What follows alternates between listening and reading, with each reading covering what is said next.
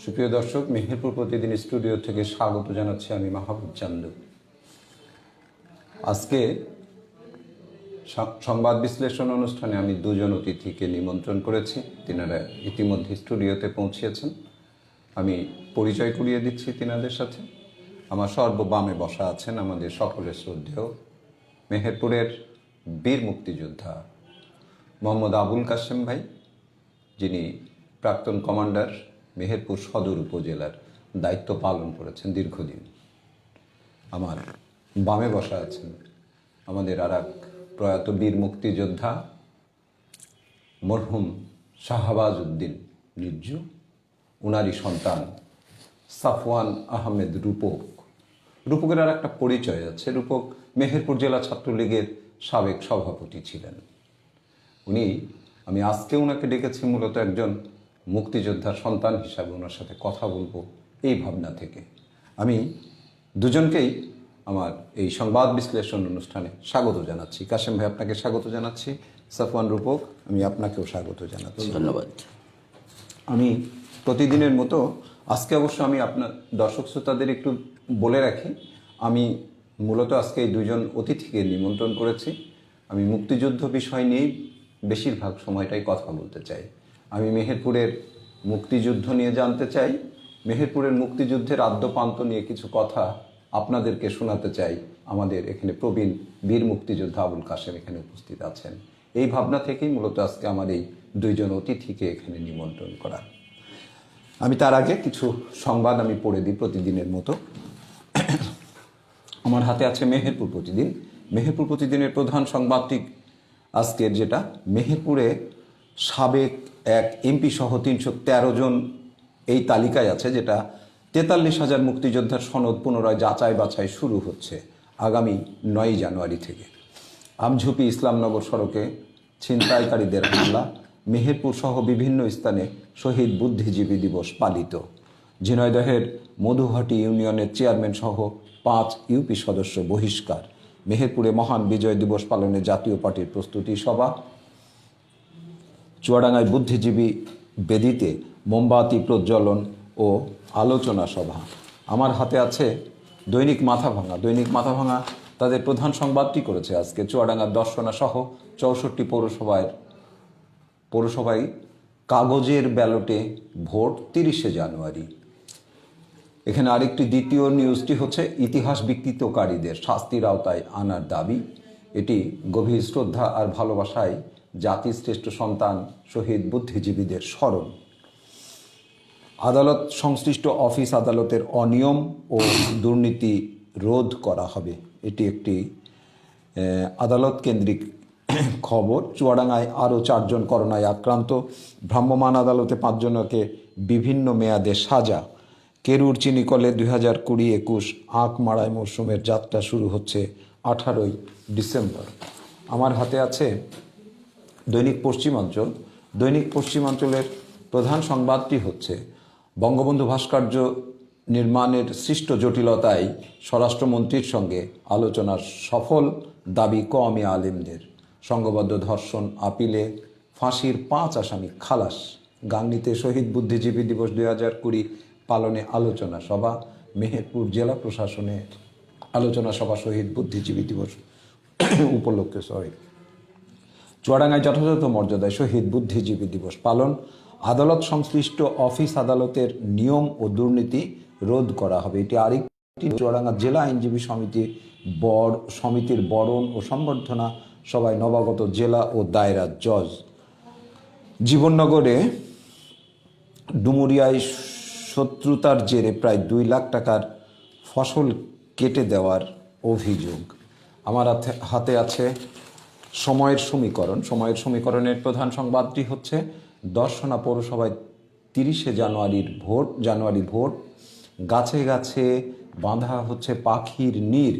Chuadanga sergeant Mrityunjay বিশ্বাসের পাখির প্রতি ভালোবাসা। এটি একটি পাখি প্রেমীর আচরণ নিয়ে একটা নিউজ। ইউপি চেয়ারম্যান সহ 5 জন মেম্বার বরখাস্ত। নতুন প্রজন্মের মধ্যে মুক্তিযুদ্ধের ইতিহাস তুলে ধরার আহ্বান। চুয়াডাঙ্গা, মেহেরপুর, ঝিনাইদহ সহ সারা দেশে যথাযোগ্য মর্যাদায় শহীদ বুদ্ধিজীবী দিবস পালন। এই ছিল আমার হাতে মোটামুটি পত্রিকার সংবাদ। আমি প্রথমেই ইয়েতে জানতে চাইবো মূলত আজকে কাশেম ভাই আপনার কাছে, এই মহান মুক্তিযুদ্ধের আগামীকালকে আপনাদের মাধ্যমে একটি জাতি রাষ্ট্র গঠন হয়েছিল, সেই বীর শ্রেষ্ঠ সন্তান আপনারা এই দেশের। আগামীকাল আমরা উদযাপন করব মহান বিজয় দিবস, 49তম বিজয় দিবস আমরা আগামীকালকে উদযাপন করব। প্রতি বছর আমরা 16ই ডিসেম্বর বিজয় দিবস উদযাপন করি, 26শে মার্চ স্বাধীনতা দিবস উদযাপন করি, 21শে ফেব্রুয়ারি আন্তর্জাতিক মাতৃভাষা দিবস বা শহীদ দিবস উদযাপন করি, 3রা নভেম্বর জেল হত্যা দিবস উদযাপন করি, 7ই নভেম্বর বিভিন্ন আদলে সেটাও উদযাপন করি। এরকম আমরা বিভিন্ন দিনগুলা কিন্তু উদযাপন করছি। এর মধ্যে থেকে 16ই ডিসেম্বরের ব্যঞ্জনাটা অনেক আলাদা, এর অনুভূতির জায়গাটা অনেক আলাদা। আপনি একজন মুক্তিযোদ্ধা হিসাবে এই 16ই ডিসেম্বর বা ডিসেম্বর মাস আসলে আপনার অনুভূতিটা কেমন লাগে, এখান থেকে আজকের আলোচনাটা শুরু করতে চাই। বিসমিল্লাহির রহমানির রহিম। আমি ধন্যবাদ জানাচ্ছি মেহেরপুর প্রতিদিনকে। প্রতিদিনেই মেহেরপুরের উজ্জ্বলময় যে সমস্ত ঘটনাগুলো বা নিগৃহীত ঘটনাগুলো এই পত্রিকায় তুলে ধরে, আমরা তা দেখি, আমরা তা পড়ি, আমরা নিত্য নতুন সংবাদ আমরা জানতে পারি। এই জন্য আমি ব্যক্তিগতভাবে বিশেষভাবে কৃতজ্ঞ মেহেরপুর দৈনিক প্রতিদিনের কাছে। আমি আশা করব আরও এই পত্রিকার ভবিষ্যৎ উজ্জ্বল হবে, আরও পরিব্যাপ্ত হবে, অনেক বড় হয়ে। তা আমি বিশেষ করে 16ই ডিসেম্বর বাঙালি জাতির জন্য একটা গৌরবময় এবং একটা ঐতিহাসিক দিন। 16ই ডিসেম্বর কয়েকটা স্তর পার হয়ে এসেছে এই দিনটি, যেখানে বলা যায় 7ই মার্চের ভাষণ জাতির পিতার, সারা জাতিকে ঐক্যবদ্ধ করার আহ্বান, 25শে কালো রাত্রে পাক বাহিনীর যে নির্জন রাত্রে আক্রমণ, পিলখানা, রাজারবাগ পুলিশ লাইন, জগন্নাথ হল সহ বিভিন্ন জায়গায় এই যে আঘাত, ঘুমন্ত মানুষকে নির্বিবাদে হত্যা, তারপরে চলে আসে স্বাধীনতার ঘোষণা। 26শে মার্চ জাতির পিতা বঙ্গবন্ধু শেখ মুজিব ধৃত পাকিস্তানিদের হাতে চলে যায় পাকিস্তানে। তারপরেই 17 এপ্রিল এই ছোট্ট জেলা মেহেরপুরের কোল জুড়ে বসে আছে যে বৈদ্যনাথ তলাজ মহানায়কের নাম অনুযায়ী, যাকে আমরা বলছি মুজিবনগর, আমাদের গর্বিত একটা জায়গা। আমরা গর্ব করতে পারি সারা জাতির কাছে যে স্বাধীনতার ইতিহাসে অন্তত মেহেরপুরবাসী অত্যন্ত গর্বিত যে মুজিবনগর এই ছোট্ট জেলা মেহেরপুরে অবস্থিত। 17 এপ্রিল শপথ গ্রহণ অনুষ্ঠানের পরপরই 18 এপ্রিলে পাকিস্তানি বাহিনী মেহেরপুর অভিমুখে রওনা হয়। আমরা দেখেছি বারাদি ফার্ম, আমজুই বাজার, বিভিন্ন জায়গায় বিভিন্নভাবে যারা গচ্ছিত মানুষ পাইছে সেখানে ব্রাশ, যেখানে 2-1 করে পেয়েছে সেখানেও ব্রাশ মারতে মারতে মেহেরপুরে পৌঁছায়। তারপরে তো শহরের মানুষ সবাই যে যেখানে পারে সেভাবে পালিয়ে তাদের নিজস্ব জীবন বাঁচায়। তারপরে আসে মুক্তিযুদ্ধ। মুক্তিযুদ্ধে অংশগ্রহণ করেছে এদেশের খুব সাধারণ মানুষের সন্তানেরাই বেশি। তৎকালীন সময়ে যারা ধনাঢ্য ব্যক্তি ছিল, তাদের সন্তানরা যোগদান করতে ব্যর্থ হয়েছে অনেকখানি কি। তো সেখানে মুক্তিযুদ্ধ থেমে থাকেনি। কে অংশগ্রহণ করলো কে করলো না এ নিয়ে কিন্তু মুক্তিযুদ্ধ থেমে থাকেনি। মুক্তিযুদ্ধ চলেছে গোটা 9 মাস, রক্তক্ষয়ী সংগ্রাম, আন্দোলন। আর এই সমস্ত আন্দোলন সংগ্রামের পিছনে 71-এর আগ পর্যন্ত, 47 থেকে 71 পর্যন্ত জাতির পিতা বঙ্গবন্ধুর আন্দোলন সংগ্রামের ফসল হিসাবে, সেই হিসাবে আমরা যুদ্ধ করেছি। যুদ্ধে জয় হবে একজনের, পরাজয় হবে একজনের। আমরা যারা মুক্তিযোদ্ধা ছিলাম এরা আমরা কিন্তু কখনোই ভাবিনি যে কখন স্বাধীন হচ্ছে, কখন আমাদের বিজয় অর্জন হচ্ছে। এদিকে কিন্তু আমাদের লক্ষ্য নাই, কারণ এগুলো আমাদের জানার বাইরে। আমাদের দায়িত্ববোধ থেকেই আমরা আমাদের যুদ্ধ করেছি। আমরা যুদ্ধে আমাদের যে দায়িত্ব সেটা আমরা পালন করতেই চলেছি আর কি। হঠাৎ দেখলাম সারা বাংলাদেশের অবস্থানকৃত সেনাবাহিনীরা মুক্তিযোদ্ধা তথা মিত্রবাহিনীর আক্রমণের উপরে ভীতু হয়ে আত্মসমর্পণের জন্যে ঢাকা অভিমুখে রওনা হচ্ছে। যে রেসকোর্স ময়দান থেকে জাতির জনক বঙ্গবন্ধু শেখ মুজিবুর হাত উঁচিয়ে বলেছিলেন, এবারের সংগ্রাম মুক্তির সংগ্রাম, এবারের সংগ্রাম স্বাধীনতার সংগ্রাম, সেই রেসকোর্স ময়দানেই এরা গচ্ছিত হলো, এই পাঞ্জাবের সেনাবাহিনীরা। সেটা সময় ছিল যুদ্ধ থেকে সেই দিন পর্যন্ত 9 মাস। তারা আত্মসমর্পণ করল মিত্রবাহিনীর সেনাধ্যক্ষের কাছে।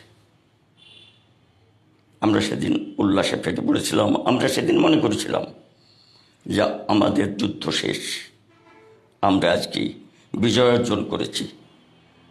সেই দিনটা ছিল এই 16ই ডিসেম্বর, 16ই ডিসেম্বর আমি 1971। 1971 আমি আসবো আপনার কাছে।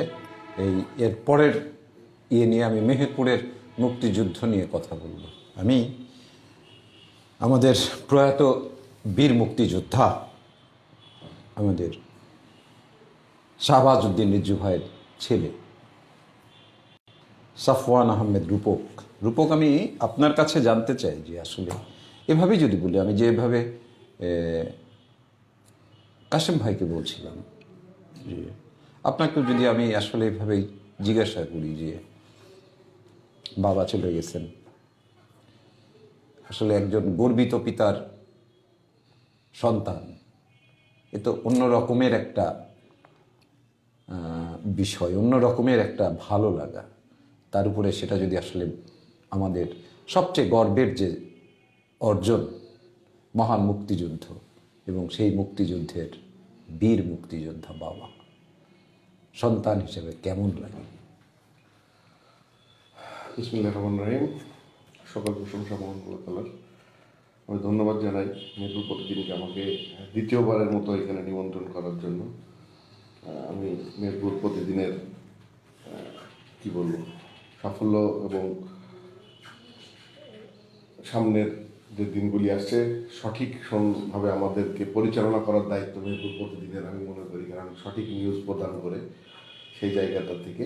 যাই হোক, তো আমি একজন মুক্তিযোদ্ধা সন্তান হিসাবে একজন মানে আমি মনে করি যে আমি আমার নিজের ব্যক্তি পরিচয় ছাপিয়ে এখনো পর্যন্ত বাবার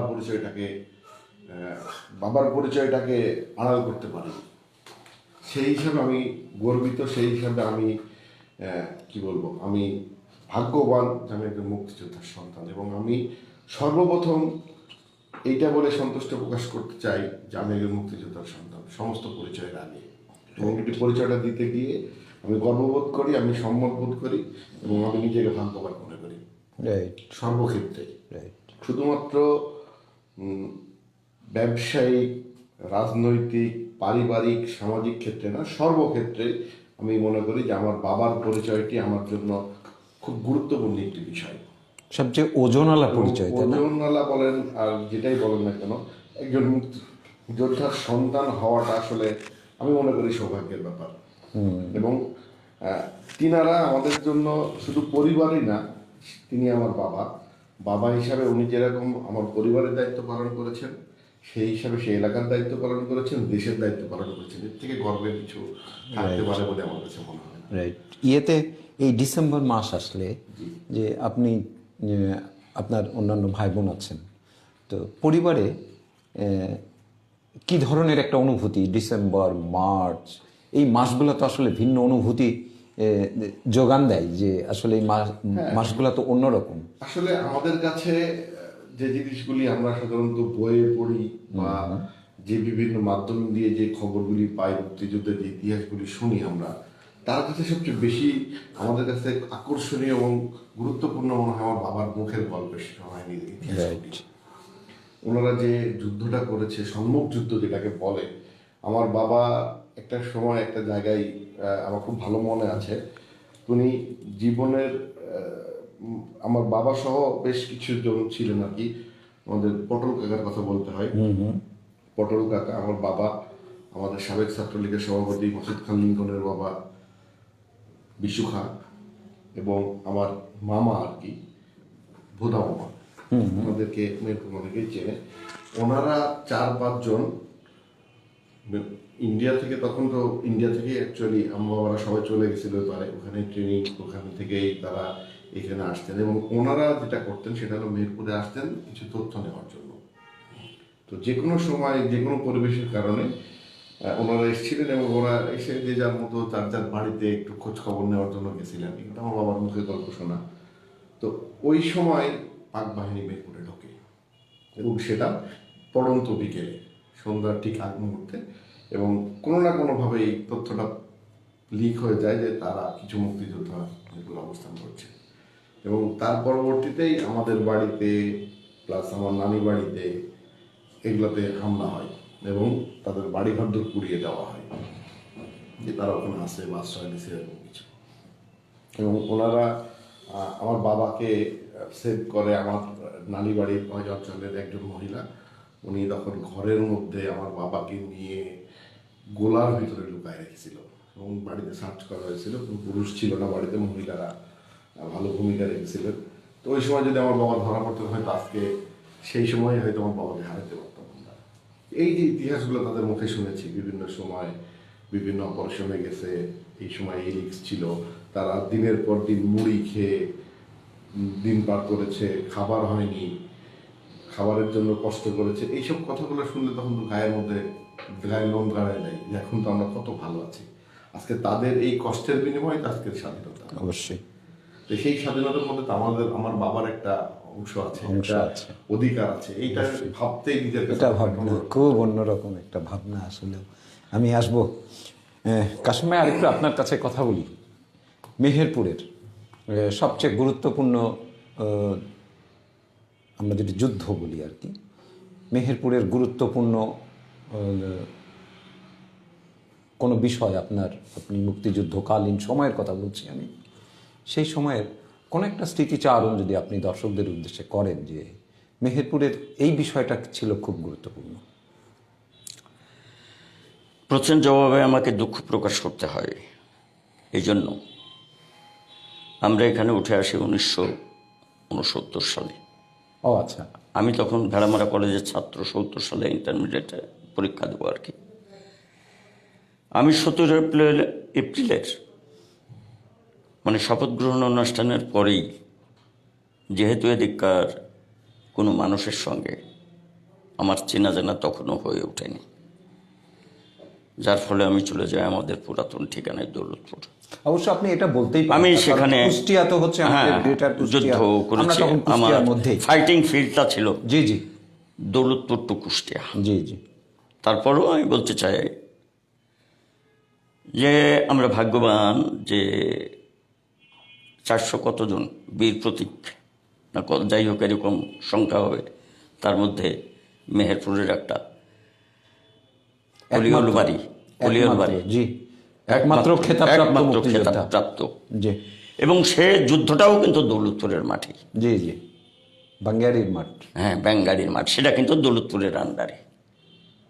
সব থেকে ভয়াবহ যুদ্ধ যেটা, খুলনা যেখানে বার্ড সার্চ পর্যন্ত হয়, যেখানে সশরীরে পাঞ্জাবিদের ধরা হয় এবং মুক্তিযোদ্ধাদের, বিশেষ করে ভারতীয় সৈন্যদেরও কয়েকজনকে ধরে নিয়ে যাওয়া হয়, আর যেখানে মল্ল যুদ্ধের মতো যুদ্ধ হয়। এই জায়গাটা, এই যুদ্ধটা অনেক পেয়েছে, মানে মানুষের কাছে এবং জাতির কাছে অত্যন্ত একটা মানে আলোচনার মধ্যে পড়ে আর কি, যে যুদ্ধটা অত্যন্ত ভয়াবহ ছিল এবং অত্যন্ত বড় যুদ্ধ ছিল। ওই যুদ্ধেই শহীদ হন আলী হোসেন ওয়ালিউল বাড়ি। ওলিউল বাড়ি ওই যুদ্ধেই শহীদ হন, বীর প্রতীক, বীর প্রতীক উনি। তো সেই হিসাবে আমি বলতে চাই যে বড় বড় যুদ্ধগুলো যেগুলো, সেগুলো আমি মনে করি ওই অঞ্চলে একটু বেশি হয়েছে, কারণ পাঞ্জাবিদের এদিকে খুব বেশি করার সুযোগ হয়নি। তারপর আমি মনে করি মেহেরপুরে মুক্তিযোদ্ধারা, যেমন শালিকা, যেমন মোংখালি, যেমন কুতুবপুর, এই সমস্ত বিভিন্ন জায়গায় আমার মুক্তিযোদ্ধা ভাইয়েরা তাদের সঙ্গে সম্মুখ যুদ্ধে লিপ্ত হয়েছে এবং তারা হতাহত দু একজনকে করছে, বিশেষ করে আতঙ্কও ছড়িয়েছে। এ কাজগুলো তারা করেছে এবং নির্ভীকভাবে করেছে, এটা আমি বলতে পারি। যেহেতু আমি এই জন্য বলতে পারি, মেহেরপুর মুক্তিযোদ্ধা সংসদ এবং মেহেরপুর মুক্তিযুদ্ধের সঙ্গে মোটামুটি আমি একটু বেশি সম্পর্কিত ব্যক্তি হিসাবে। তো সেই হিসাবে মেহেরপুরের সমস্ত দিক থেকেই একটা ঐতিহ্য আছে, যে কথাটা আগে বললাম। তারপরে মুক্তিযুদ্ধ যেগুলো হয়েছে সেগুলো একবারে ছোট করে দেখার মতো না। এখানেও অনেক মুক্তিযোদ্ধার অনেক বড় বড় অবদানের যুদ্ধ এবং ঘটনা মেহেরপুরে ঘটেছে, এগুলো আমার জানা মতোই আমি বলছি আর কি। আমাদের মেহেরপুরে এখন মোট মুক্তিযোদ্ধার সংখ্যা কত? মেহেরপুরে মোট মুক্তিযোদ্ধার সংখ্যা গেজেট প্রকাশ হয়েছে মেহেরপুর জেলায়, প্রথমে হয়েছে 2005 সালে 975 জন, তারপরে অতিরিক্ত গেজেট তোমার 14 সাল পর্যন্ত গেজেট হয়েছে। এটা আরও কিছু কিছু হয়েছে, তাতে মোটামুটি মনে হয় 12 থেকে 1300 মুক্তিযোদ্ধার গেজেট হয়েছে। 12 থেকে 1300 বর্তমানে অ্যাকুরেট ফিগারটা আপনি জানেন? আমি বলতে পারবো না এই মুহূর্তে। এটা আপনি জেলার টোটাল জেলার কথা বলছেন, 1200 থেকে 1300। এর মধ্যে থেকে আপনি জানেন যে আসলে সারা বাংলাদেশে নতুন করে যে 43,000 মুক্তিযোদ্ধার সনদ পুনরায় যাচাই শুরু হচ্ছে, তার মধ্যে মেহেরপুরের আছে 313 জন। এই 313 জনের মধ্যে যদি এই যাচাই বাছাইটা হচ্ছে যে কয়েকটা ক্রাইটেরিয়া না মেনে নতুন করে এই মুক্তিযোদ্ধা গেজেটটা প্রকাশিত হয়। সারা বাংলাদেশের যে 43,000 তার মধ্যে 313 জন। আপনি নিশ্চয়ই শুনেছেন একজন মুক্তিযোদ্ধার নেতা হিসাবে। আপনি এই 313 জনের তালিকা নতুন করে যাচাই বাছাই হবে, এখানে আপনি কি ধরনের আপনার মন্তব্যটা জানতে চাই। মূলত বিষয়টি অনেক আপেক্ষিক বলবো না যদিও, তবে দীর্ঘ সত্যিকায় বাঁধা। এটা আমরা মফস্বল শহরের ছোট্ট জেলার একজন মুক্তিযোদ্ধা হিসাবে এই যাচাই বাছাইয়ের কথাটা আমাদের বলার সাহসও নেই, আর আমরা বললে কেউ শুনবেও না। সেই হিসাবে বিভিন্ন সময় বিভিন্ন কায়দায় এই যাচাই বাছাইয়ের প্রশ্নটা চলে আসে। এটা চলে আসে জননেত্রী শেখ হাসিনা ক্ষমতায় আসার পর 96 থেকে। তার কারণ তখন থেকে মুক্তিযোদ্ধাদের ছোট্ট একটা ভাতার ব্যবস্থার প্রচলন করে, যে ভাতাটা 300 টাকা প্রথম, সেটা আজ 12,000 টাকা পাচ্ছে। এই সরু রাস্তা দিয়ে আজকে আমরা রাজপথ পেয়েছি, জননেত্রী শেখ হাসিনা সেটা আমাদের দিয়েছে। তা আমি বলতে চাই না এটা কথা, যে এই যে আজকে বিতর্কের মধ্যে পড়েছে এই সমস্ত মুক্তিযোদ্ধাগুলো, আপনাকে আমি একটু পরিষ্কার করে দিই, আমি একটু বলি এখানে যে নিউজটার ভিতরে যেটা উল্লেখ করেছেন, এখানে বলছেন এরকম 43,000 মুক্তিযোদ্ধা সনদ যাচাই হবে। এর মধ্যে প্রকৃত মুক্তিযোদ্ধা যদি কেউ থাকেন তাদের নামের তালিকা ওয়েবসাইটে প্রকাশ হবে। এটা যে সব বাতিল করেছে বিষয়টা কিন্তু তা না। আমি সে কথা বলছি না। আমি একটু বলি আপনাকে, তাহলে আমার প্রশ্নটা উত্তর করতে আপনার সহজ হবে। যাচাই কমিটিতে মুক্তিযোদ্ধা বিষয়ক মন্ত্রীর প্রতিনিধিত্ব কে কে থাকবে সেটাও এখানে বলে দিয়েছেন, যে জামুকার প্রতিনিধি, সংসদ সদস্য কর্তৃক প্রতিনিধি, জেলা প্রশাসক, নির্বাহী কর্মকর্তা, এডিসি থাকবেন। স্বীকৃত মুক্তিযোদ্ধাদের সামনে এই যাচাই বাছাই সম্পন্ন করতে হবে। এভাবে জেলা, উপজেলা ও মহানগর কমিটি গঠন করার নির্দেশনা দিয়েছেন। একই সাথে মুক্তিযোদ্ধাকে যেসব তথ্য দিতে হবে, এই জায়গাটা হচ্ছে সবচেয়ে গুরুত্বপূর্ণ। মুক্তিযোদ্ধা হিসাবে আপনি যে তথ্য আপনাকে দিতে হবে, সেই তথ্য হচ্ছে নিজ পিতামাতা, নিজের নাম, পিতামাতা সহ নিজের নাম, বেসামরিক গেজেট নম্বর, জন্ম তারিখ, বর্তমান ও স্থায়ী ঠিকানা, জাতীয় পরিচয়পত্র নম্বর, মুক্তিযুদ্ধে অংশগ্রহণ এর সময়কাল, মুক্তিযুদ্ধের আগের ভূমিকা, প্রশিক্ষণ গ্রহণের স্থান, অস্ত্র পরিচালনা সংক্রান্ত তথ্য, কোন জায়গায় সম্মুখ যুদ্ধে, কোন জায়গায় সম্মুখ যুদ্ধে অংশ নিয়েছেন, যুদ্ধকালীন কমান্ডারের নাম, সেকশন, কোম্পানি, প্লাটুন কমান্ডার কে ছিলেন, কোথায় কি ধরনের অস্ত্র সমর্পণ করেছেন, সেক্টর কমান্ডারের নাম, ভারতে ট্রেনিংরত অবস্থায় দেশ স্বাধীন হলে পরবর্তী ভূমিকা কি ছিল, ভারতীয় তালিকা লাল মুক্তিবার্তায় নাম রয়েছে এমন 3 জন মুক্তিযোদ্ধার প্রত্যয়ন। আমার প্রশ্নটা হচ্ছে, এইখানে কিন্তু খুব সুনির্দিষ্টভাবে বলে দেওয়া আছে একজন যদি মুক্তিযোদ্ধা হয়।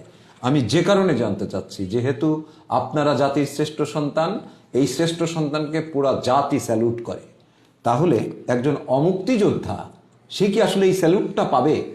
আমি এই কথাই আসতে যাচ্ছিলাম। আমি আস্তে আস্তে ঠিক এই জায়গাতেই আসতাম, তার আগেই তুমি ধরে আমাকে প্রশ্ন করছো। আমি কিন্তু এখানেই চলে আসতাম আর কি। জি। কারণ হচ্ছে এই বাছাইটা আর কি বিভিন্ন জায়গায় বিভিন্নভাবে বিভিন্ন সময়ে বিভিন্ন সরকার এটাকেই করছে। আমরা জানি, আমরা অবগত আছি, এর আগেও অনলাইনে দরখাস্ত নেওয়া হয়েছিল,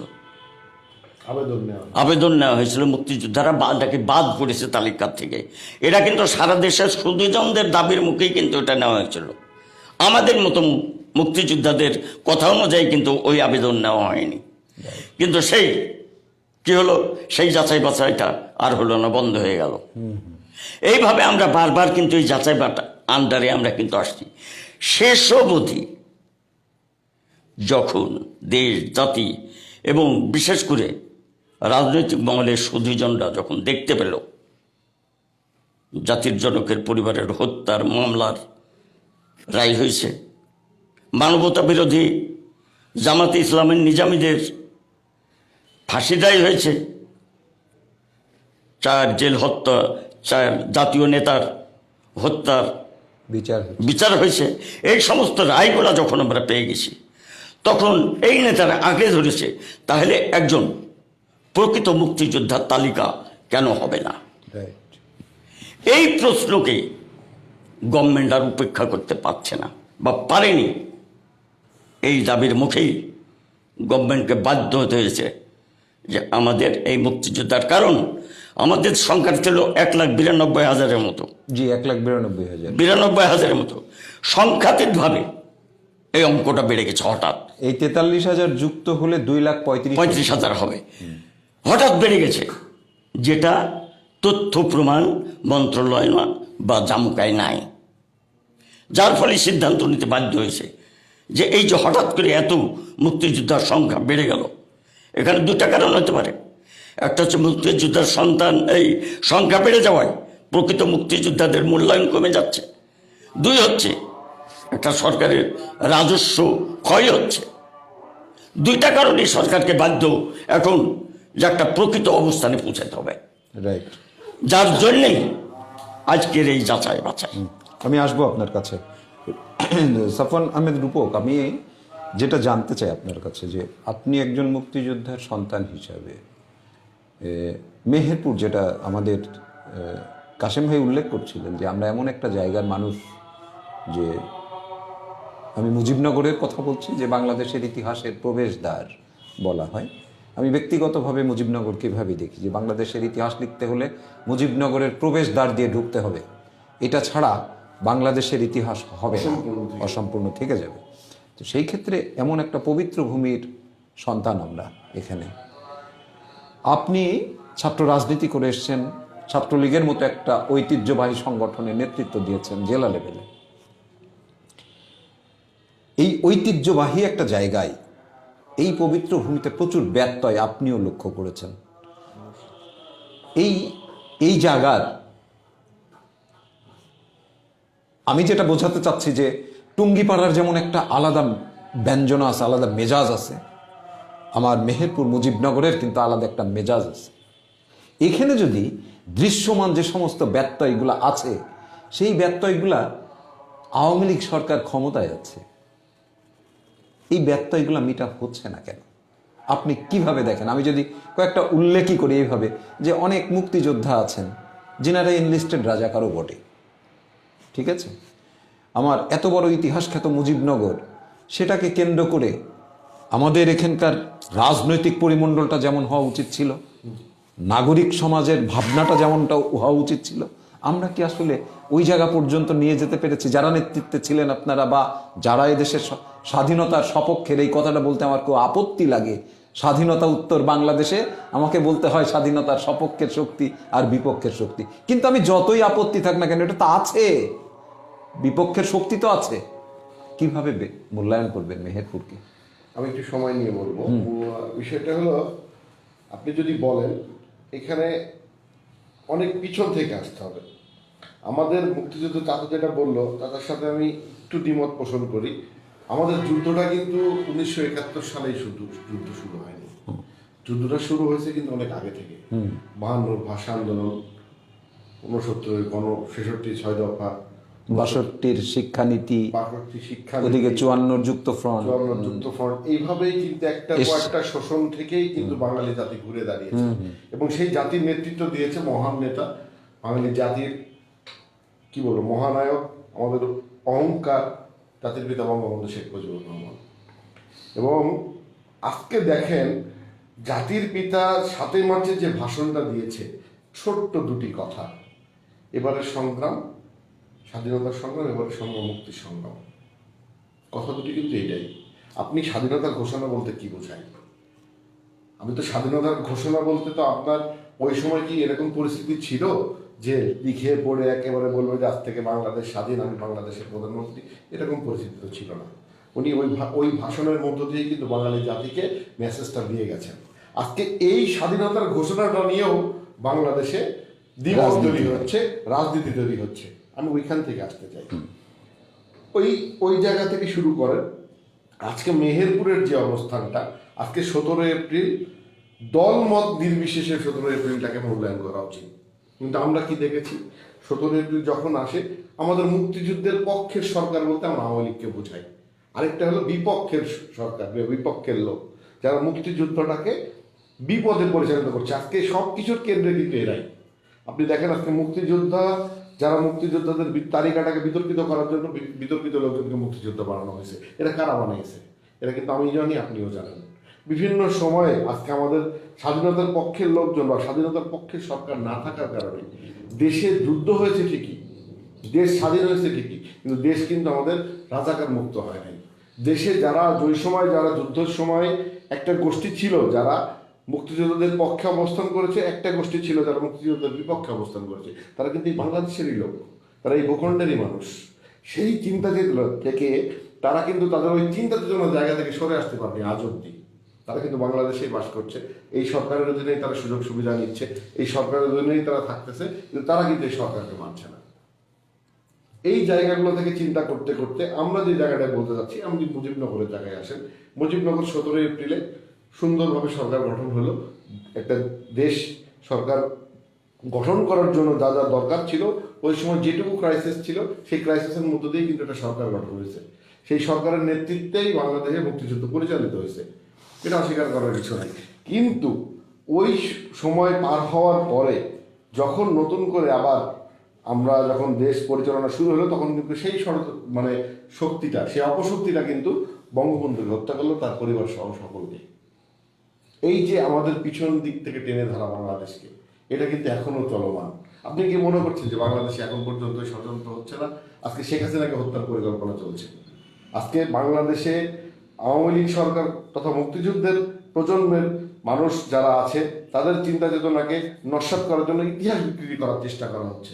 আমি আজকে আপনার এই কথার প্রসঙ্গ থেকে আমি বলতে চাই যে আমাদের পাঠ্যক্রমের ভিতরে মানে পাঠ্য বইয়ের ভিতরে এমন একটি সিলেবাস তৈরি করা উচিত, মুক্তিযুদ্ধ, বঙ্গবন্ধু এবং বাংলাদেশ সব কিছুর ঊর্ধ্বে থাকবে। এটা নিয়ে কখনো আর কোনো বিতর্ক আসবে না। এরকম একটি সিলেবাস একদম মানে প্রাইমারি লেভেল থেকে একদম হায়ার লেভেল পর্যন্ত প্রত্যেকটা মানুষকে জানতে হবে। এই জিনিসগুলো যদি আমাদের ভিতরে না আসে, আমাদের ভিতরে চেতনা নাই। আজকে আমি মুক্তিযোদ্ধার সন্তান, আমার ভিতরে মুক্তিযোদ্ধার চেতনা আছে, কিন্তু আরেকজনের ভিতরে চেতনাটা নাই। সে যখন জানবে যে আসলে প্রকৃত মুক্তিযুদ্ধটা কি হয়েছে, প্রকৃত ঘটনাটা কি হয়েছে, স্বাভাবিকভাবে সে যদি বিবেকবান হয় তার বিবেককে নাড়া দেবে। কিন্তু আজকে আমরা গতানুগতিক, আজকে আমি মুক্তিযুদ্ধের পক্ষের লোক, আমি মুক্তিযুদ্ধের পক্ষের লোকের সাথে চলছি, আমি যে মুক্তিযুদ্ধের বিপক্ষের লোক সে মুক্তিযুদ্ধের বিপক্ষের লোকের সাথে চলছে। এটাই বাস্তবতা। এই বাস্তবতার জায়গায় দাঁড়িয়ে আমরা এখনো মনে করি যে বাংলাদেশ স্বাধীন হয়েছে, কিন্তু আমরা স্বাধীনতার পূর্ণ স্বাদ এখনো গ্রহণ করতে পারিনি। আসবো আপনার কাছে। রূপক বলছে স্বাধীনতার পক্ষের শক্তি, তার পক্ষের মানুষগুলা তার সেই রাস্তায় চলছে, বিপক্ষের মানুষগুলা বিপক্ষের রাস্তায় চলছে। 1971 সালে মহান মুক্তিযুদ্ধের মধ্যে দিয়ে যে অঙ্গীকার ছিল মুক্তিযুদ্ধের, সেই অঙ্গীকারকে সামনে নিয়ে কিন্তু একটা যুদ্ধ আপনারা করেছিলেন, একটা অসাম্প্রদায়িক বাংলাদেশ নির্মাণের ক্ষেত্রে, একটা গণতান্ত্রিক সাম্যের এবং সামাজিক মর্যাদা এবং ন্যায্যতার ভিত্তিতে একটি রাষ্ট্র কাঠামো আপনারা তৈরি করবেন। সেই ভিত্তিতেই একটা ইসলামিক রিপাবলিক অফ পাকিস্তান তার বিরুদ্ধে সশস্ত্র সংগ্রাম করলেন। যুদ্ধ উত্তর বাংলাদেশে আমরা 75 পর্যন্ত আমাদের যে 72-এর যে সংবিধান ছিল, সেই সংবিধানে এদেশের ধর্মভিত্তিক রাজনীতি করা নিষিদ্ধ ছিল। একটা অসাম্প্রদায়িক চেতনায় রাষ্ট্রের 4টা মূলনীতি ছিল: গণতন্ত্র, সমাজতন্ত্র, জাতীয়তাবাদ এবং ধর্মনিরপেক্ষতা। এই ভিতের উপরে দাঁড়িয়ে আপনারা যুদ্ধ করেছিলেন। 75 পরবর্তী সময়ে যদি আমরা 49 বছর ধরি, আজকে আওয়ামী লীগের এই সরকার স্পেল শেষ করলে 20 বছর ক্ষমতায় থাকা হবে। 30টি বছর ছিলেন উল্টো পথে যারা থাকে আপনাদের ভাষায়, বা বাস্তবতা তো তাই, যে মুক্তিযুদ্ধের নানান বিষয় নিয়ে বিতর্কিত হয়েছে। কোনো একটা মাশাআল্লাহ গভর্নমেন্ট এসে বলেছে বিসমিল্লাহ, সংবিধানে বিসমিল্লাহির রহমানির রহিম, আর একজন এসে বলেছে রাষ্ট্রধর্ম ইসলাম। আমার মুক্তিযুদ্ধের অঙ্গীকার, আমার 30 লক্ষ শহীদ, আমার 2 লক্ষ মা বোনের সম্মানের সাথে বেইমানি করা হয়েছে। আপনি একজন মুক্তিযোদ্ধা হিসাবে এই মীমাংসিত বিষয়গুলোকে যখন দেখেন অমীমাংসিত, তখন আপনি কতটা দায় অনুভব করেন? আমি একটু পিছিয়ে যেতে চাই। জি। যে 1975 সালে যখন জাতির জনককে হত্যা করা হয়, তখন আরেকটা রাজনৈতিক দলের জন্ম। কিন্তু তারা এই যে সেই দলটি লোক পেলে কোথায়, তাদের দলের লোক পেলে কোথায়?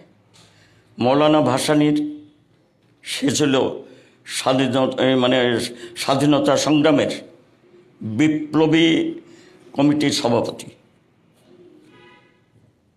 আর মুজাফফর, মৌলানা ভাসানী, মনি সিং, জি, এরা সবাই কিন্তু ওই স্বাধীনতার এই যে বিপ্লব যে পরিষদ ছিল তার কিন্তু ওরাই কিন্তু মুজিবনগর সরকারের উপদেষ্টা। আমি সেই কথাই বলছি আর কি, এটাই বলছি আর কি। আশ্চর্য। এবং আমরা আমাদের অজানা এগুলো, কারণ রাজনীতি যেহেতু আমরা বুঝি না, তারাই দেখা যাচ্ছে অন্য একটা রাজনীতির সঙ্গে জড়িয়ে গেল।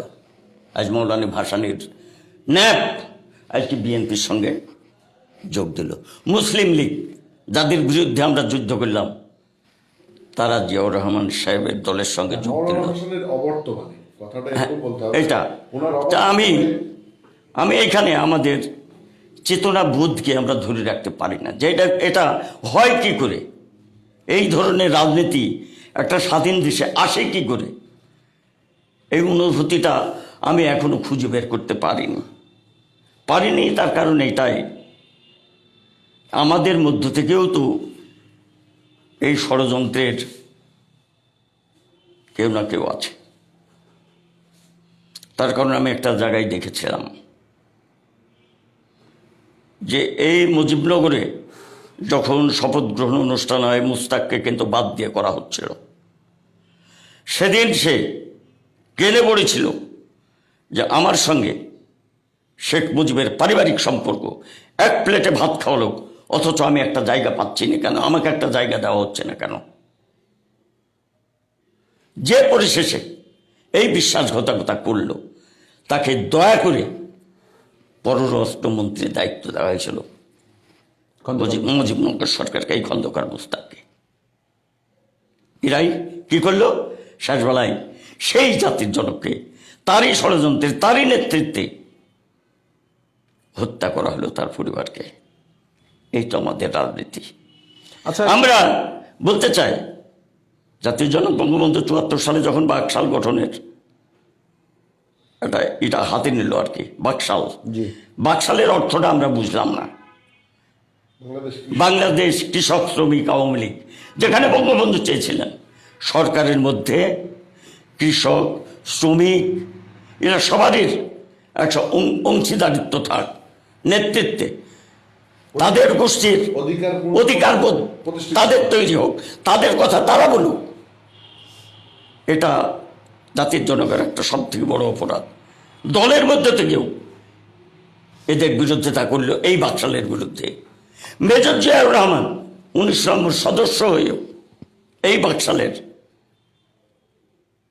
আমরা রাজনৈতিক এই যে ঘুর ও ফের প্যাঁচ পুঁচ, এগুলো তা আমাদের জন্য বোঝা খুবই দুষ্কর। সাংবাদিক মহোদয়, কষ্ট হয়। কাশেম ভাই, কিন্তু আমরা এইটা বুঝতে চাই আপনার কাছ থেকে, আমরা বাকশালের রাজনীতি এবং আওয়ামী লীগের রাজনীতি, এদেশের উল্টো পথের রাজনীতি, ইয়ের অনুপস্থিতিতেই হোক বা উপস্থিতিতেই হোক, মৌলানা ভাসানী বা নিজামী ইসলাম বা জামাতে ইসলাম, এই বিষয়গুলো খুব চিহ্নিত বিষয়। আমি যখন দেখি, আমি খুব মেহেরপুরে থাকতে চাচ্ছি, যে আপনাদের মতো 3 জন মুক্তিযোদ্ধার যখন রিকমেন্ডেশন লাগে একজন মুক্তিযোদ্ধা হতে, তখন তো দেখি একজন অমুক্তিযোদ্ধাকে আপনারা যখন রিকমেন্ডেশন করেন তখন তো কষ্ট লাগে। আমরা যখন দেখি এই মুক্তিযোদ্ধার ভাতা নিচ্ছে গভর্নমেন্টের, আর সে যখন উল্টো পথের সেই বিশ্বাসঘাতকদের রাজনীতির সাথে সক্রিয়ভাবে সম্পৃক্ত, জামাতের রাজনীতির সাথে, তখন তো কষ্ট পাই আমরা মুক্তিযুদ্ধের প্রজন্মের মানুষ হিসাবে। আপনি কিভাবে ব্যাখ্যা করবেন? আমি এটা এভাবে ব্যাখ্যা করতে চাই, সময় যত পেরোবে যে কোনো জিনিসের একটা খণ্ডতা অখণ্ডতা আর থাকবে না, তখন খণ্ড খণ্ড হয়ে যাবে। যেমন আমাদের ভাষায় আমরা বলতে পারি যে আজ মুক্তিযোদ্ধাদের মধ্যেও জামাতে ইসলাম করে না, দল হয়েছে, ভালো লেগেছে, বুঝাতে সক্ষম হয়েছে, বাস জামাত করতে আরম্ভ করে দিল। কথাটা বলছো, তার বিরুদ্ধেই করেছে। হ্যাঁ, সেটাই। আমি চাচার কথার সাথে একটু দ্বিমত পোষণ করতে চাই। এখানে একটু আমার বলার আছে, সেটা হলো যে আমি কাশেম চাচাকে বলবো না। কাশেম চাচাকে আমি ব্যক্তিগতভাবে চিনি, জানি এবং সম্মান করি, শুনি শ্রদ্ধেয় ব্যক্তি। কাশেম চাচাদের মতো কিছু লোক আছে যাদের কাছে মুক্তিযোদ্ধার সম্মানের থেকে অর্থটাই বেশি মূল্যবান, এবং এই অর্থনৈতিক লেনদেনের কারণে কাশেম চাচাদের মতো কিছু লোকজন যারা কমান্ডিয়ারদের দায়িত্ব পালন করেছে, কমান্ডিং জায়গায় ছিলেন, বিভিন্ন সময় দায়িত্ব পালন করেছেন, আজকে কাশেম চাচা যদি ওই জায়গায় থাকতো তাহলে কাশেম চাচার চেহারাও চেঞ্জ হয়ে যেত, কিন্তু ওনার চেহারাটা চেঞ্জ হয়নি, কারণ ওই আপোষটা করতে পারেন। উনিও একটা ইউনিটের প্রধান ছিলেন, ইউনিট প্রধান ছিল, যেমন উনি ওই আপোষটা করতে পারেন। আজকে মুক্তিযোদ্ধাদের কমান্ডারদের অনেকেরই ভাগ্য রাতারাতি বদল হয়ে গেছে। এটাও খোঁজ নিয়ে জানা দরকার যে এইটা কিভাবে সম্ভব। এবং অনেকেই অর্থের বিনিময়ে রিকমেন্ডেশন, তারপরে অনেকেই অনেক জায়গায় দৌড়াদৌড়ি করা, লাইন ঘাট চেনানোর ক্ষেত্রে কিভাবে করলে কিভাবে সনদ হবে, এগুলো করছে এবং এগুলো আমরা জানি। এই বিষয়গুলি আমাদের সচেতন হওয়া। আচ্ছা, সেক্ষেত্রে সময়টা এসছে। রূপক, যদি এখানে আমি একটু সম্পূরক কথাই বলি আপনাকে, সেটা হলো যে এইগুলা কিন্তু আজকের ঘটনা না, আমরা কিন্তু এটা দৃশ্যমান অনেক দিন থেকে, তাই না? আমার প্রশ্ন কিন্তু আসলে এইটাই ছিল যে আসলে এই মেহেরপুরের এই মুক্তিযুদ্ধের প্রশ্নে বিশেষ করে আওয়ামী লীগ, ছাত্রলীগ, সহযোগী অন্যান্য যে সমস্ত সংগঠনগুলো আছে বা অপরাপর যে সমস্ত রাজনৈতিক দল আছে, জাসদ, বাসদ, কমিউনিস্ট পার্টি, আমরা যে নামে যেগুলাকেই বলি, এগুলো সবই মুক্তিযুদ্ধের সবাই কিন্তু মূলত লড়াকু সৈনিক, তাই না? আমার মেহেরপুরের মতো জায়গায় এই ধৃষ্টতা কিভাবে পেল এরা? ওই যে আপনাকে যেটা বললাম, আপনি হিসাব করে দেখেন, আমাদের দুর্ভাগ্য তো আওয়ামী লীগ গভর্নমেন্ট ক্ষমতায়, মেহেরপুরের এমপি বিরোধী দল, বিএনপি গভর্নমেন্ট ক্ষমতায়, মেহেরপুরের এমপি আওয়ামী লীগের। এই প্রথম কয়েক বছর আওয়ামী লীগের ধারাবাহিকভাবে আমি পিছনের ইতিহাস যদি বাদও দিই তাহলে আমার তো এখন তিনটা স্পেলে তিনটা যে জিনিসটা টার্মে ক্ষমতায়। হ্যাঁ, সেটা ঠিক আছে। এখন যে জিনিসটা হয়েছে, এখন বিভিন্ন সময় আমাদের দাবির প্রেক্ষিতে বলেন বা আমাদের কি বলবো জোরালো অবস্থানের কারণে বলেন, আমরা অনেকবার চেষ্টা করেছি এবং মুক্তিযুদ্ধ যাচাই বাছাইয়ের জন্য আমাদের সদ্য প্রয়াত আতাউল হাকিম লাল মিয়া ছিলেন কমিটিতে। ওই কমিটিতে বিষয়েও আমরা যাচাই বাছাইয়ের ক্ষেত্রে আমরা একটা জোরালো ভূমিকা রেখেছিলাম যে একেবারে অমুক্তিযোদ্ধা যারা, আমরা কিন্তু মেহেরপুরের মানুষ সবাইকে কম বেশি চিনি। আমরা কিন্তু জানি মুক্তিযুদ্ধের সময় আমাদের মা ফুপু দাদা দাদিদের কাছ থেকে, বাবা চাচাদের কাছ থেকে শুনেছি যে এই কারা মুক্তিযুদ্ধের পক্ষে ছিল, কারা রাজাকারদের পক্ষে অবস্থান নিয়েছিল, এটা কিন্তু মেহেরপুরের মানুষ কম বেশি জানে। আপনিও জানেন, আমিও জানি। এই জায়গাগুলো থেকে কিন্তু আমরা কিন্তু কঠোর অবস্থান নিয়েছিলাম এবং আমরা স্মারকলিপি দিয়েছিলাম ডিসি মহোদয়ের কাছে, প্রধানমন্ত্রী বরাবর, যে এইটাকে যাচাই বাছাই করার জন্য দেখা হোক বা এটা পরিচিত। হয়তো সেই সময়টা আজকে আমরা এই সময় এসে পাচ্ছি সেই ফলটা। আমি আশাবাদী যে আমাদের জননেত্রী দক্ষতার সাথে দেশ পরিচালনা করছেন এবং মুক্তিযুদ্ধের এই ব্যাপারটিও উনি গুরুত্ব সহকারে এবং দক্ষতার সাথেই যাচাই বাছাই করে এই বিচারটা করবেন এবং বাংলাদেশে একটি সঠিক মুক্তিযুদ্ধের ইতিহাস সহ মুক্তিযোদ্ধাদের একটি তালিকা তৈরি হবে। মুক্তিযুদ্ধের তালিকা করার ব্যাপারে আপনার হচ্ছে, মানে যে আইনটা মন্ত্রিসভায় পাশ করেছে, যেটার এটিতে একটা আইন লাগবে, সেটা হয়তো সামনের সংসদে উঠবে। আমি ওই প্রশ্নে যাওয়ার আগে আমি মেহেরপুরে বারবার করে বলছি আমি মেহেরপুরে থাকতে চাই। আমি আপনাকে আবারও প্রশ্ন করছি যে এই গত বছরের একটা সময় আন্তর্জাতিক অপরাধ ট্রাইব্যুনাল থেকে চিঠি আসলো জেলা প্রশাসকের দপ্তরে যে আইসিটি আইনে, আন্তর্জাতিক অপরাধ আইনে বিচার করার মতো কোনো রাজাকার আপনার এলাকায় যদি থাকে তথ্য পাঠান, তার ব্যাপারে ইনভেস্টিগেশন হবে। জেলা প্রশাসক তার ওই চিঠি ইওনো উপজেলা নির্বাহী অফিসারদের ট্যাগ করলেন। উপজেলা নির্বাহী অফিসার সংশ্লিষ্ট তার কনস্টিটিউয়েন্সির যারা ইউনিয়ন পরিষদ, সকল ইউনিয়ন পরিষদে চেয়ারম্যানদের এই তথ্য জানানোর জন্য বললেন এবং চেয়ারম্যানরা তার সংশ্লিষ্ট যে সমস্ত মেম্বাররা আছে তাদের মাধ্যমে এটা যাচাই বাছাই করে সেই তথ্য পাঠাবে। আপনি বলেন, আপনি জানেন আপনার মেহেরপুরের এই 18টা ইউনিয়ন এবং 2টা পৌরসভা একজনের নামও যায়নি। আপনি মুক্তিযোদ্ধা, আপনি জানেন ওই আইনে বিচার হওয়ার মতো এখনো বেঁচে আছে কয়েকজন, নামটা গেল না কেন? এর দায় কার? আমি কথা বলি এ বিষয়ে।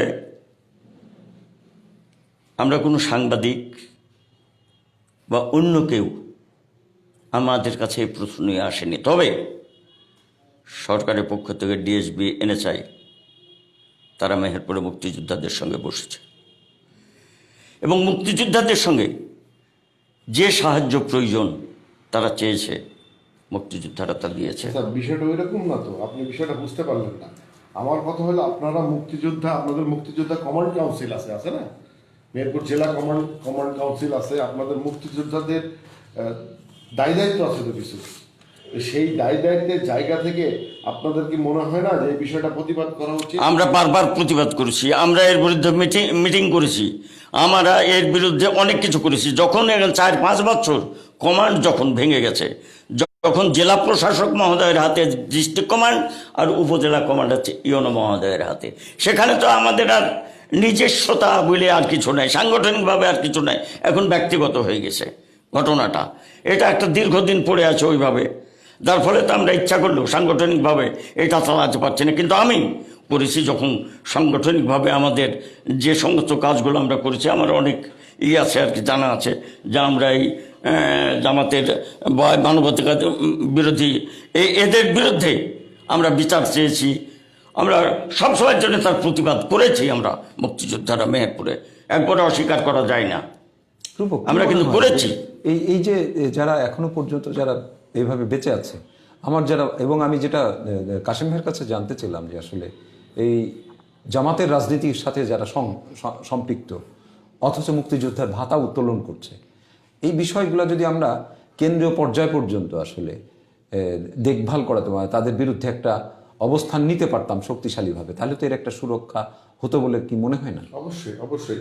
এবং আমি আপনার সাথে আপনার গলায় একসাথে সুর মিলাই বলতে চাই যে এই দায় কিন্তু আমরা এড়িয়ে যেতে পারি না। আমি সেটাই এই দায় অবশ্যই আমাদের আছে, আমাদের মুক্তিযোদ্ধাদের আছে, আমাদের মুক্তিযোদ্ধার নতুন প্রজন্মের আছে। এবং এই দায় আমি মনে করি যে আমাদের মেহেরপুরের জেলা প্রশাসন থেকে শুরু করে আমাদের আজকের মেহেরপুরের মেহেরপুরের কর্ণধার আজকে আমাদের সৌভাগ্য মেহেরপুরের মাননীয় প্রতিমন্ত্রী জনাব অধ্যাপক ফরহাদ হোসেন সাহেব, আমরা আশা করব উনি এই ব্যাপারে একটা ভালো ভূমিকা রাখবেন। এবং আজকের এই অনুষ্ঠান থেকে আমি ওনাকে আপনার মাধ্যম দিয়ে ওনার কাছে এই দাবিটা রাখতে চাই যে মুক্তিযোদ্ধাদের বিষয়ে এবং রাজাকারদের বিষয়ে একটি জরুরি ভিত্তিতে পদক্ষেপ নেওয়ার জন্য যাচাই বাছাই, এবং বিশেষ করে রাজাকারদের একটি তালিকা মেহেরপুরে যারা এখনো পর্যন্ত জীবিত আছে এবং এদেরকে বিচারের আওতায় আনার জন্য আজকে আপনার এই অনুষ্ঠান থেকে আমি এই দাবিটি জানাচ্ছি। কাশেম ভাই, এই মুক্তিযোদ্ধা, গতকালকে আমরা শহীদ বুদ্ধিজীবী দিবস পালন করেছি, একটা প্রাথমিক তালিকা হয়েছে, যে তালিকায় শিক্ষাবিদ আছেন 991 জন শহীদ, যে তালিকায় আছেন 13 জন সাংবাদিক শহীদ, যে তালিকায় আছেন 49 জন চিকিৎসক শহীদ, এবং আইনজীবী আছেন 42 জন শহীদ। একই সাথে আছে অন্যান্য শিল্পী এবং প্রকৌশলী আছেন 16 জন। এই 1111 জনের একটা তালিকা প্রকাশিত হয়েছে, এবং এই তালিকাটা সম্ভবত 2000+ হবে। সেগুলোর অনুসন্ধান যাচাই বাছাই চলছে। আমরা খুব চড়া মূল্য দিয়ে এই স্বাধীনতাটা অর্জন করেছি, অনেক দাম দিয়ে কেনা। আজকে সেই দামি একটা জিনিসকে আমরা এইভাবে ব্যবহার করব? আমার এখনো শহীদ হামিদ সড়ক একটা নামকরণ হয়েছে, সেই পরিবার মুক্তিযোদ্ধার পরিবার না। শহীদ রফিক, শহীদ আরজ, এই পরিবারগুলা মুক্তিযোদ্ধা পরিবার না। আপনি কিভাবে দেখছেন এগুলাকে, যে কেন এই শহীদ পরিবারগুলা, কেন মুক্তিযুদ্ধের এই যে সম্মানী, সেই সম্মান এবং সম্মানী তারা পাচ্ছে না কেন? শুধুমাত্র একটা রাস্তার নামকরণের মধ্যে দিয়েই সীমাবদ্ধ থাকবে? আপনাকে আরেকটু বলি, আমার এই বিজয়ের মাসে এখনো পর্যন্ত জল জল করছে আপনার আনন্দবাসে মিয়া মনসুর একাডেমি, যে রাজাকারের বা এই সমস্ত বিতর্কিত মানুষগুলার নামে কোনো স্থাপনা থাকবে না। আমার মহামান্য উচ্চ আদালত, হাইকোর্টের নির্দেশনা আছে 2012 সালের। তারপরেও আপনি এখনো সেই প্রতিষ্ঠানটা জলজল করছে একজন বিতর্কিত মানুষের নামে। আমি এর প্রতি উত্তর দিতে চাই ভাবে যে আপনারা জানেন যে একসময় মাহতাব খানের নামেও একটা সড়ক হয়েছিল। জি, সাদ্দার আলী সড়ক ছিল। যাই হোক, মাহতাব খান, আমি একাই তার প্রতিবাদ করেছি এবং সেটাকে ভাঙচুর করেছি এবং তার নাম পরিবর্তন করার আমি সফলতাও লাভ করেছি। ধন্যবাদ। এইভাবে আসলে মুক্তিযোদ্ধারা, আমি তো আগেই বললাম যে মুক্তিযোদ্ধাদের মানে তাদের পারিবারিক স্ট্যাটাসটার কথা ভাবতে গেলে এই মুক্তিযোদ্ধা শব্দর অর্থটা আমাদের ঘাড়ে যেন অনেক বেশি বড় লাগে, খুব বোঝা মতো লাগে আর কি।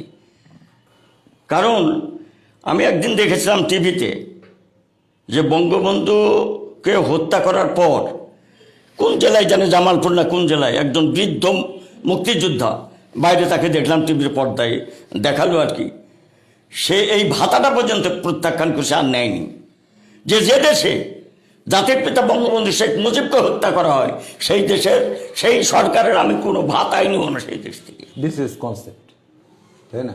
এবং আমি আপনার সাথে একমত পোষণ করি। আমার বাবা বেঁচে থাকাকালীন সময়ে ওনাকে মুক্তিযুদ্ধের সনদটা তৎকালীন প্রধানমন্ত্রী খালেদা জিয়ার কাছ থেকে নিতে হবে বলে সেই সনদ গ্রহণ করে নাই।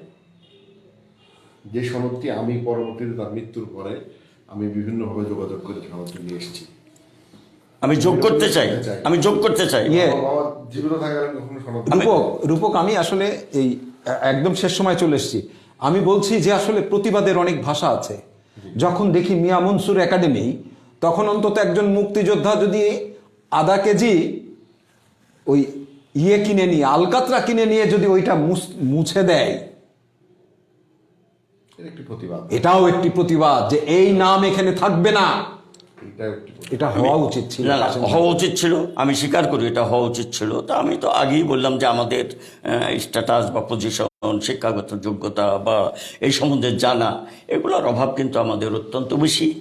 তারপরেও যেটা আমি শহীদদের কথা যেটা বলা হলো, ইতিমধ্যেই আমাকে গণপূর্ত বিভাগ মেহেরপুরের 9টা, গাংনীর 7টা, মুজিবনগরের 6টা, এই শহীদদের কবরের লোকেশনটা আমাকে ঠিক করার জন্য আমাকে একটা চিঠি হাতে ধরিয়ে দিয়েছিল যে প্লিজ হেল্প মি, আমাদেরকে হেল্প করেন। কবে এটা? এই তো কিছুদিন আগে, কয়েকদিন আগে। আচ্ছা, হ্যাঁ, তো আমি গ্রামে গঞ্জে গিয়ে কারোর ঠিকানা পাইনি, কোথায় তার মাটি হয়েছে কেউ জানে না, কোন গোরস্থানে মাটি হয়েছে সেখানে কোনো ঠিকানা নাই। এইরকমই বেশি। যেহেতু একজনকে পেয়েছি, আমি বোধহয় 2-1 দিনের ভিতরেই ওই তালিকাটা, ঠিকানাটা আপনি জানেন। হ্যাঁ, এই যে যেমন ধরেন রফিকের, কবি নজরুল শিক্ষামন্ত্রী, হ্যাঁ রফিকের, আমি ওর বাড়িতে এসেছি শফির কাছে। ও বললো যে ভাই আমরা কিচ্ছু বলতে পারবো না, কোথায় নিচে মাটি দিয়েছে, না ওনার লাশ পাওয়া যায়নি, পাওয়াই যায়, ওনার লাশ পাওয়া যায়নি। ওনাকে এই জায়গাগুলি এখানে না করে আপনার অন্ততপক্ষে বুদ্ধিজীবীদের যে কবরগুলি ছিল, সে তো কোন কবরগুলি ছিল সেইগুলোকে বাধাই করুন। আচ্ছা আমি বলছি করেছে না, আমি বলছি এগুলা মিরপুরে হয়েছে, এবং ওই যে গাংনি টেপুকালের মাঠে 80 লক্ষ টাকা দিয়ে গণকবর করা হচ্ছে মিরপুর ডিজাইনে।